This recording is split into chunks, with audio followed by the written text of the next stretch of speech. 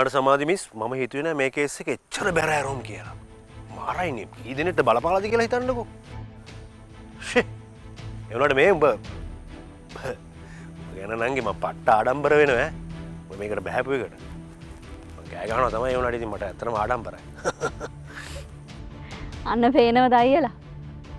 වෙන අයියා කෙනෙක් වගේ වුණා නම් තමන්ගේ නංගිට බැලලා ගෙදර නවත්තගෙන. ඇත්තට මිස් අපේ අයියා මට දෙවි කෙනෙක් වගේ. අනේ නිකන් ඵලයන් බොරුව දාන්න නැතුව. හරි හරි ඉතින් මිස් ඉඳ උඹලා මේ ගේමට බහින්න ඕනේ තමයි. නැත්තම් මිස් ඉතින් නේ මම්මගේ නංගි මේ වගේ දෙයකට එහෙම කිසිම වෙලාවක සම්බන්ධ කරවන්නේ නැහැ. කොහෙත්ම නැහැ.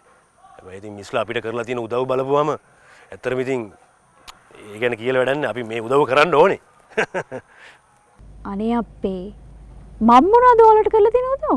නෑ නෑ මිස් නෙමෙයි ඉතින් මිසුත් හිටියා. ඇයි රොෂාන් මහත්තයා අපේ ෆ්ලැට් වල ගෙවල් කඩන්න ගියාම.